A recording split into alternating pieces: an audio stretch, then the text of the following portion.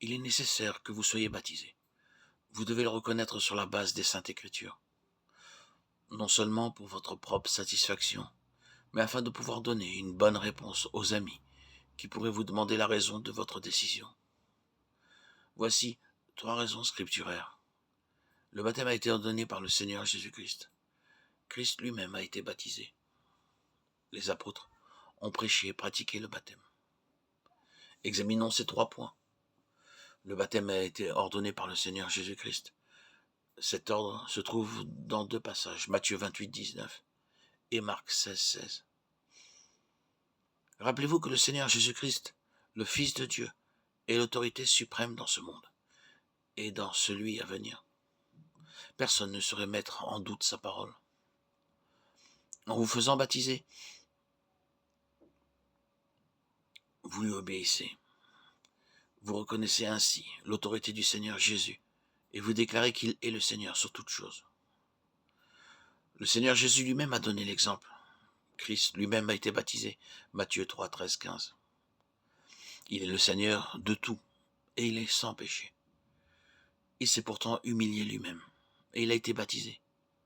Plein d'amour et d'humilité, il plaide avec nous afin que nous le suivions. Chers enfants de Dieu, si le baptême est valable pour votre Seigneur et Maître, pourquoi ne serait-il pas valable pour vous? Le Seigneur Jésus dit « Apprenez de moi car je suis doux et humble de cœur, et vous trouverez le repos pour vos âmes. » Par le baptême, vous dites prendre le Seigneur Jésus comme votre modèle en désirant être doux et humble de cœur comme lui. Le baptême a été institué pour les pécheurs qui se sont repentis. Matthieu 3, 6.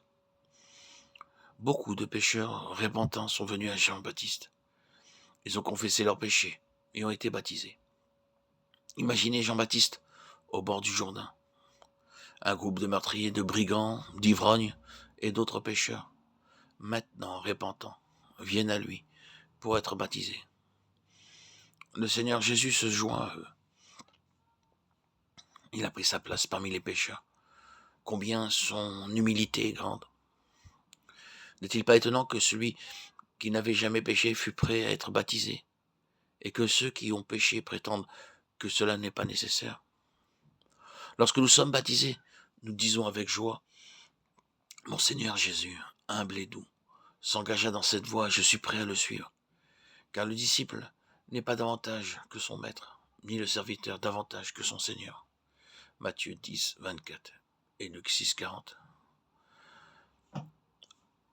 Le jour de Pentecôte, 3000 âmes ont été sauvées et baptisées, acte 2, 38, 41.